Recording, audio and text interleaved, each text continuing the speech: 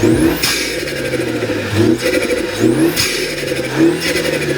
if you watched the first episode of this and you decided to come back, thank you.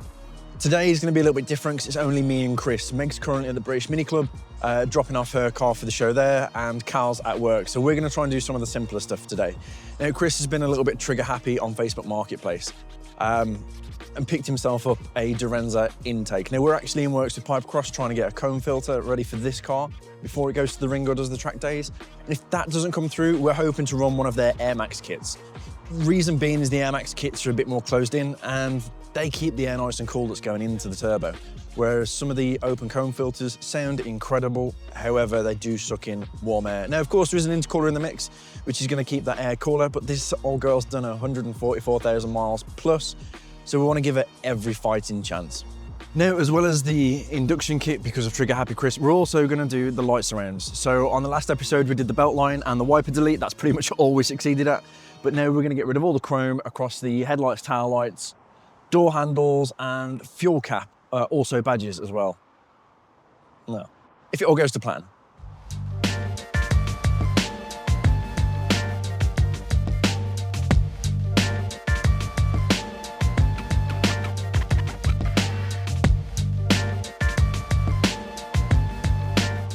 So our new DervTECH intake system has finally arrived. Hopefully we're going to get this fitted today. Hopefully we see some power gains, but we never know. Hopefully we can record a before and after for you as well. So this hopefully will replace the standard intake system, hopefully give us some extra turbo noise and also added smiles per miles.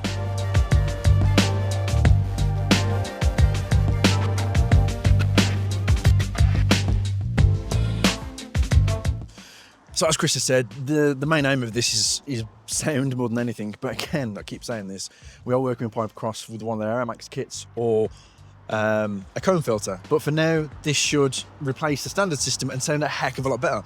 So the standard system is quite restrictive, both in airflow and sound. I'll show you now.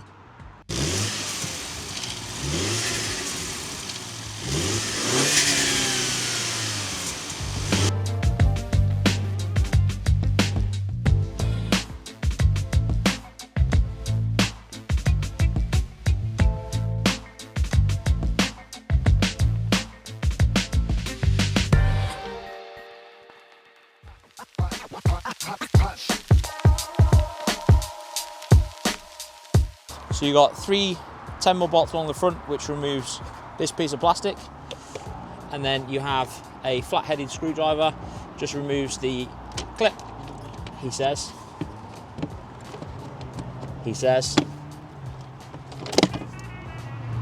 Remove map sensor, and then work out how we undo this. Flat-headed screwdriver. He says. Listen, none of us claim to know what we're doing here. Ah, there we go. And then you have one standard airbox.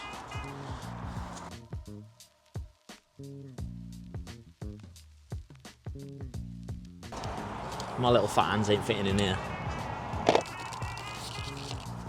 Oh, I think I'm stuck.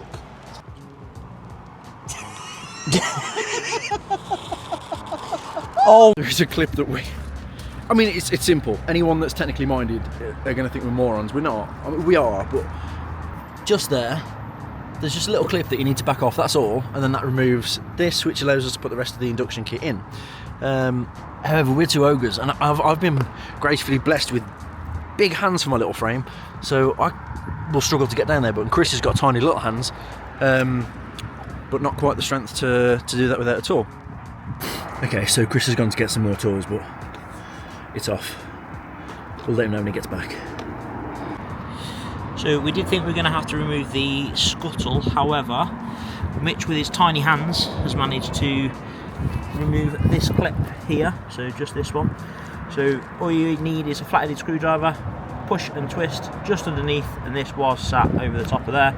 And then of course you managed to remove the standard intake pipe. Then the DervTECH one comes with this metal charge pipe, which Mitch very kindly fit in now.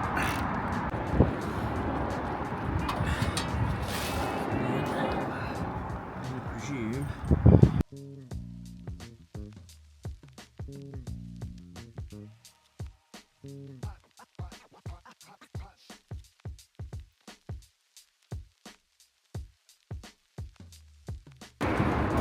hey! Straight down the crack.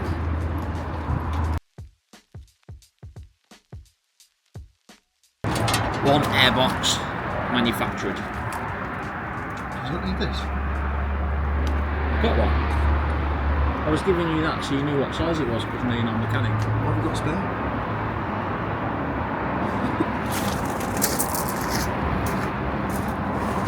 I've got 2 spare.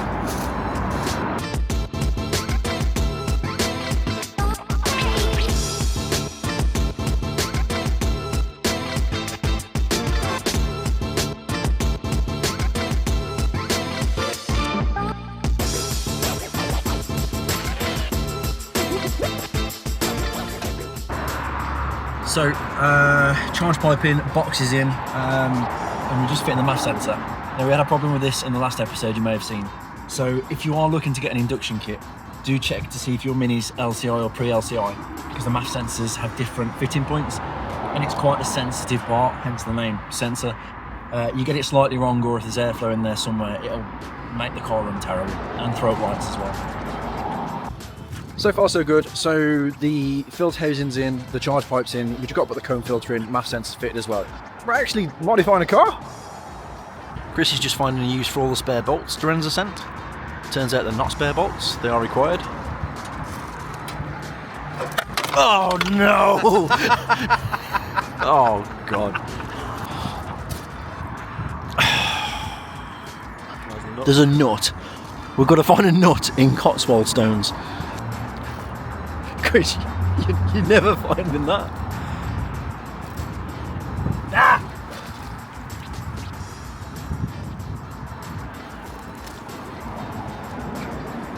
Well done. Should we have fitted that while it was out? No.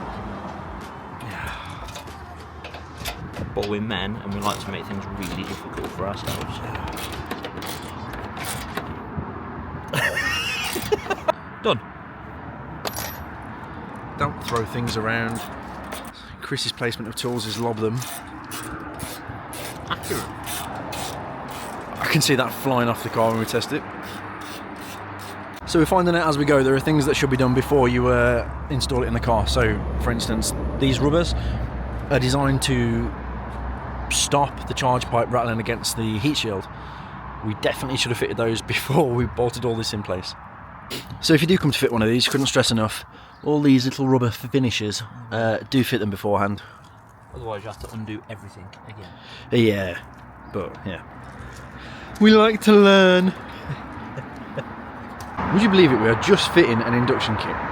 Chris has managed to drop one of the rubbers into the engine bay.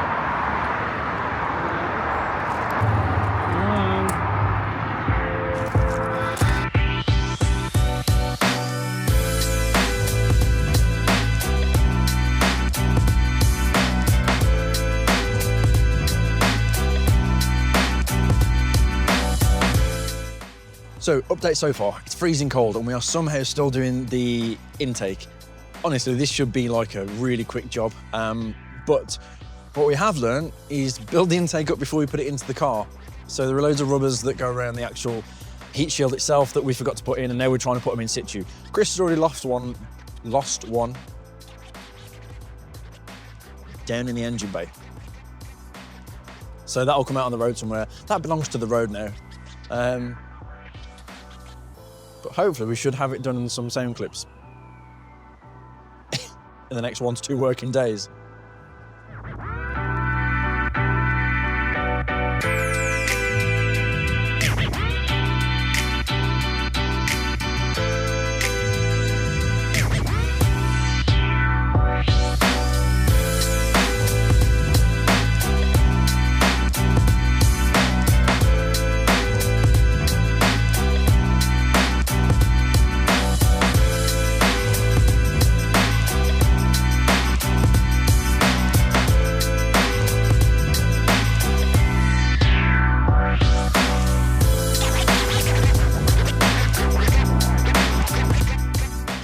Okay, so finally we have got the induction kit fitted. It's on. So we're just bringing the car up to temperature so we can do some sound clips. Now, it's very cold, the light is dropping, and I've got to go and get Meg from dropping her car off at the mini show at British Mini Club in Sandon, in Stafford. No, ours is in Sandon. Theirs is in Stafford. Stafford Showground. We're probably not going to have time to do the door handles and fuel cap, but we are going to try and do the light surrounds. They're simple. I keep saying this, we keep messing it up, but they should be simple. They clip off and clip on. What can go wrong?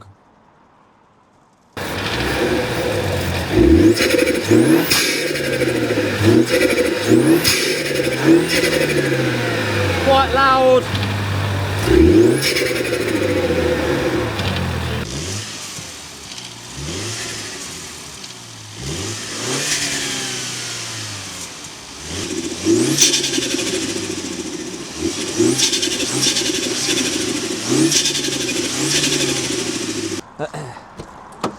So the original intake system that we did buy was this Pro Ram Air one. However, because we are a bunch of amateurs, we didn't realise that the MAF sensor, forgot what that was called then, is actually much narrower. So hopefully, Mitch got the one on the Evan, oh my God, it's not Eventury.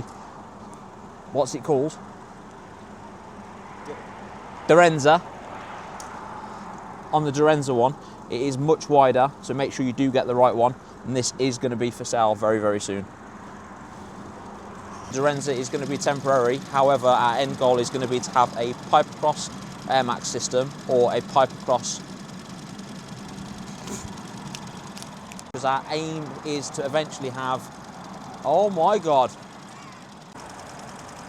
so our end goal is going to be to have a Air Max pipe across Air Max system or prototype induction kit. So the Dorenza system we have fitted today is going to be temporary. However, we are hoping to have a pipe across induction system, which is either going to be a prototype or the Air Max system.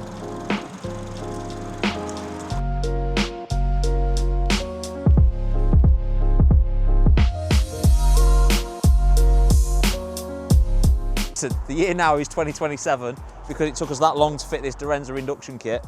But now we're going to remove the chrome light surrounds, rear tail light surrounds. Hopefully they'll pop off. However, it has done 144,000 miles. The clips on the front do tend to break, so just be mindful they don't fall in the engine bay, just like my little rubber seal. We'll see what happens.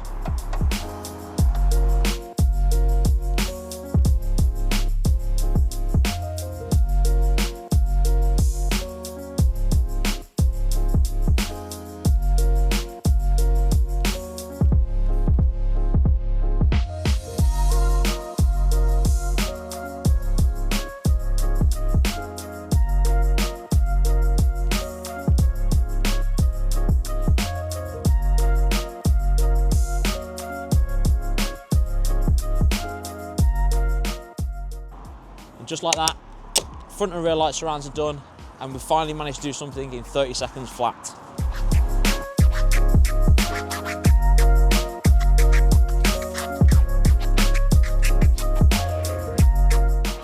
So we actually did succeed at something on first try, and that's the light surrounds. So the front and rear chrome light surrounds are now black. They are such a simple thing.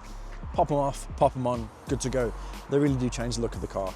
Anyway, I'm going to go and pick Meg up from the British Mini Club showground, Stafford Showground, and Chris is taking the Mini tomorrow to have a health check essentially. So it's going to have a full service with one of our good friends who is an ex-Mini technician. He's going to look the car up and down and tell us if it's going to survive the ring, a track day, and to the show or not. And from that point on, we start ramping it up. So big brake kit, roll cage, intercooler, and then to DervTECH and mapping.